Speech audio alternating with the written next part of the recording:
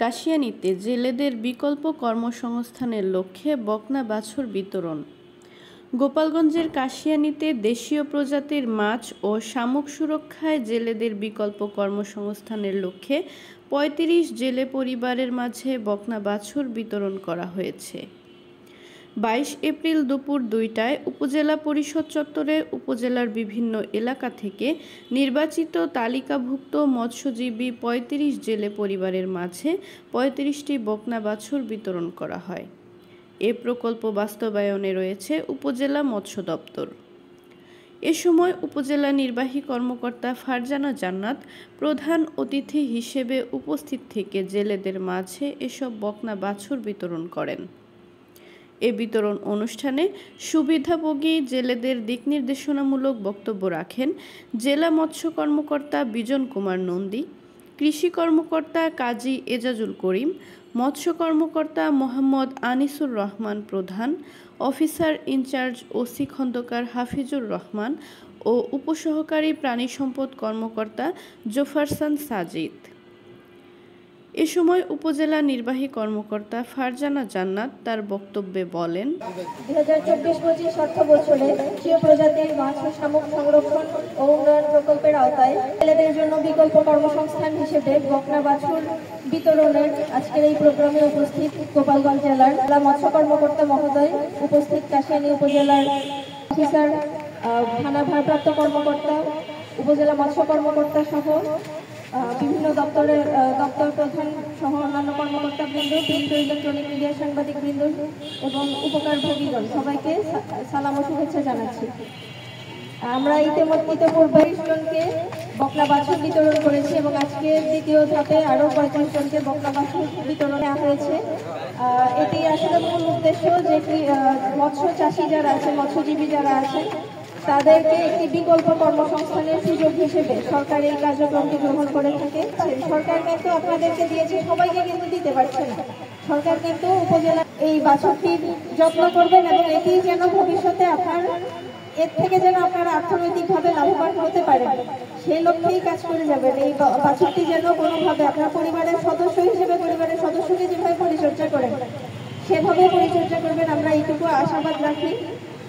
সাথে সাথে প্রাণী সম্পদ অফিসে যোগাযোগ করবেন, কিভাবে তাকে চিকিৎসা করানো যায়, পাশাপাশি তার সরকার যে আপনাকে দিয়েছে বাকি দায় দায়িত্ব কিন্তু সবকিছু আপনার। আর আমরা যেটা যদি কারো অভিযোগ পাই যে আপনারা এটি বিক্রি করে দিয়েছেন অথবা অন্যভাবে কারো কাছে হস্তান্তর করেছেন, তাহলে কিন্তু আপনাদের আইনানুগ ব্যবস্থা আমরা গ্রহণ করব। সেক্ষেত্রে কোনো ধরনের এক্সকিউজ শোনা হবে না, আপনাদেরকে এটা বারবার কিন্তু বলা হচ্ছে।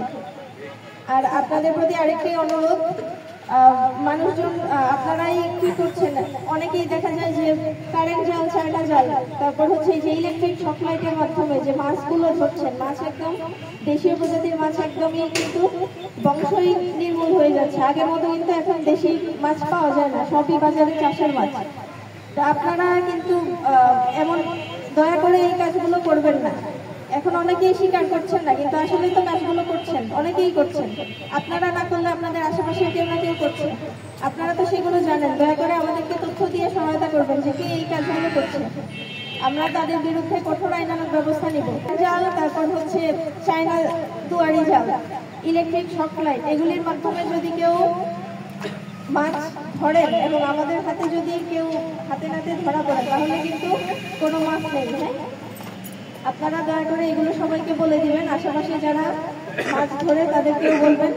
আর আপনারা বাছুর পেয়েছেন, আশা করব এই আজকের ৩৫ জন সহ পূর্বেও যারা পেয়েছেন সবাই সেটি সদ্ব্যবহার করবেন। সরকারের যে উদ্দেশ্য সেটি যেন সফল হয়, আমি সেই আশাবাদ ব্যক্ত করে যারা আজকের এই প্রোগ্রাম আয়োজন করেছেন সবাইকে ধন্যবাদ জানাচ্ছি। জেলা মৎস্য কর্মকর্তা অনেক দূর থেকে এসেছেন, ওনাকে আন্তরিক ধন্যবাদ জানাচ্ছি। সকলকে ধন্যবাদ জানিয়ে আমি আমার বক্তব্য শেষ করছি। সুবিধাভোগী জেলেরা বলেন, আচ্ছা, আপনাকে যে এই যে অবৈধ উপায়ে মাছ ধরতে পারবেন না এর শর্ত দিচ্ছে না? হ্যাঁ, ধরবেন না? ধরবেন না, এইটা পায় কি আপনি খুশি? খুব খুশি। জামাল, এই যে কত সুন্দর সুন্দর গরু দিচ্ছে সরকার, সরকার আপনাদেরকে এই গরুগুলো দিছে কিভাবে দিছে বলেন? সংসারে মনে করেন আইনতের জন্য। আইনতের জন্য বিকল্প কর্মসংস্থান। আপনারা সবাই কি মৎস্যজীবী? জি, মৎস্যজীবী। মৎস্যজীবী।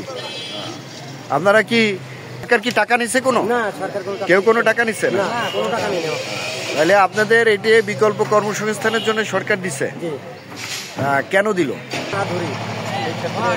মানে অবৈধ উপায় মাছ ধরা যাবে না, তাই না? আর মাছ ধরা থাকে ওই যে ডিম মাছ, মা মাছ, এইগুলো ধরা যাবে না। বুঝতে পারছেন? অনুমতি যখন দেবে তখন আমরা এই মাছটা ধরব। এইটা হচ্ছে হলো দেশীয় মাছ রক্ষার জন্য আপনারা যেহেতু মৎস্যজীবী, আপনারা যাতে বিকল্প আপনাদের ব্যবস্থা এইটা সরকার করে দিল আর কি। এই বিষয় কি কেউ কোনো টাকা পয়সা নিচ্ছে নাকি আপনাদের? টাকা পয়সা নেই। ধন্যবাদ।